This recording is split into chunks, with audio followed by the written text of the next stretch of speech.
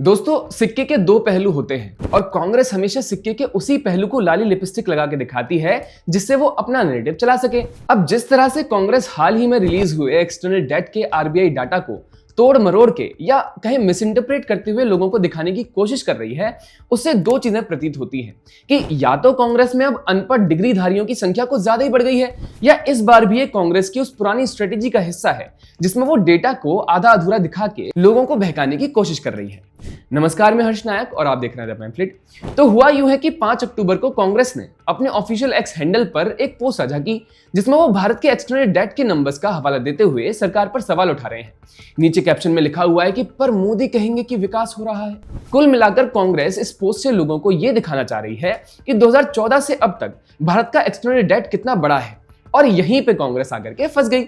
दोस्तों, सबसे पहले ये जान लेते हैं कि किसी भी देश का एक्सटर्नल डेट क्या होता है। आसान भाषा में समझे तो एक्सटर्नल डेट मतलब बाहरी कर्ज जो कोई भी देश किसी दूसरे देश, इंटरनेशनल बैंक्स जैसे वर्ल्ड बैंक या किसी प्राइवेट इन्वेस्टर से लेता है। ये हमारे देश के लिए किसी इंटरनेशनल क्रेडिट कार्ड बिल की तरह होता है जो हमने रोड्स, स्कूल्स, हॉस्पिटल्स बनाने के लिए या किसी और एक्सपेंस को कवर करने के लिए लिया होता है। अब आप कहेंगे कि फिर तो ये काफी बड़ा कर्ज हो गया देश पर।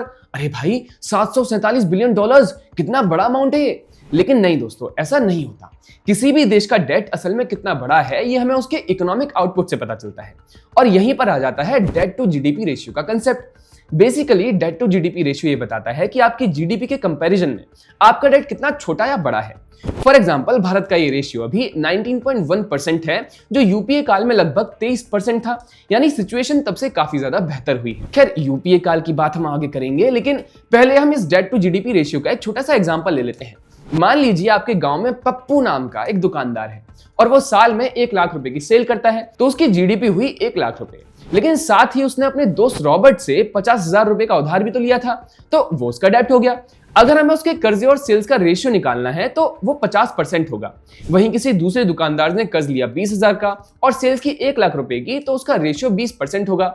अब आप खुद ही देख लीजिए कि घाटा होने के ज्यादा चांसेस दोनों में से किसके हैं। खैर, टॉपिक पर वापस आए तो कांग्रेस ये सवाल कर रही है कि जब डेट इतना ज्यादा है तो विकास कैसे हुआ। तो हमसे पहले इसका जवाब देते हुए इस ट्विटर हैंडल ने रेस्पॉन्स दिया और ये ग्राफ साझा करते हुए लिखा कि काश पढ़े लिखे लोग कुछ आईएनसी इंडिया का सोशल मीडिया चला रहे होते। अभी सुप्रिया सिनेट के हाथ में ही है ना, या फिर एक्टिविस्ट संदीप ने इसे टेक ओवर कर लिया। खैर, इस ग्राफ में जो डेटा है वो काफी कुछ कह जाता है।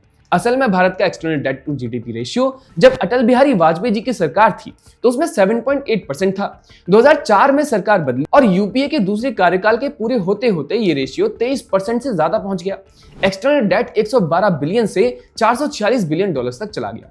2014 में सरकार बदली और एनडीए के दौर में डेट टू जीडीपी रेशियो में सुधार हुआ। ये 23% से गिर करके 2024 में 18.7% तक पहुंच गया था। मतलब इकोनॉमी इतनी तेजी से बढ़ी कि डेट और जीडीपी में काफी गैप हो गया। अच्छा, इसमें यह बात मेंशन करना बहुत जरूरी है कि ये इंप्रूवमेंट कोविड जैसी महामारी के बावजूद हुई, जहां पूरी दुनिया का एक्सटर्नल डेट तेजी से बढ़ रहा था। ये डेटा भी तो आरबीआई से ही आया है, लेकिन फिर भी प्रो कांग्रेस इसे इग्नोर करेगी क्योंकि उसकी नैरेटिव साइकिल से बाहर की चीज है।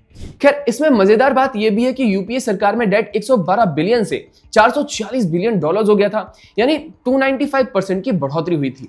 अब क्या कांग्रेस ये बताएगी कि उनके टाइम में ये पैसा कहां लगाया गया था? 2G, कोल, कॉमनवेल्थ जैसे स्कैम्स में तो नहीं डूब गया? लेकिन दोस्तों, कांग्रेस के नैरेटिव की असली पोल हम खोलते हैं। आखिर हमारे पास राजकुमार राहुल गांधी भी तो है। ये लोग चिल्लाते रहते हैं कि विकास नहीं हो रहा है, इकोनॉमी डेड है, स्टॉक मार्केट मैनिपुलेटेड है, लेकिन राहुल बाबा का इन्वेस्टमेंट पोर्टफोलियो तो हम सभी ने देखा है। 2014 में इक्विटी में इन्वेस्टमेंट 0 था, जो 2024 तक आते आते 33% हो गया।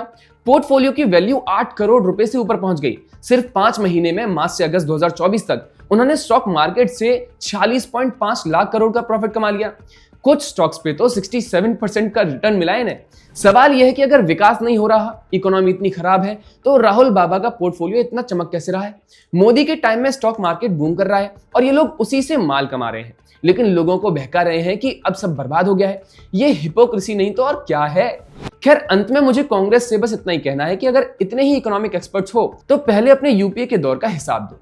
एनडीए सरकार में डेट मैनेजेबल है, जीडीपी बढ़ रही है और आपके राजकुमार मोटा मुनाफा कमा रहे हैं। खैर, इस पर आपकी क्या राय है हमें कमेंट्स में जरूर बताइएगा। वीडियो पसंद आए तो लाइक, शेयर, सब्सक्राइब करिएगा। जुड़े रहिए पैम्फलेट के साथ। नमस्कार।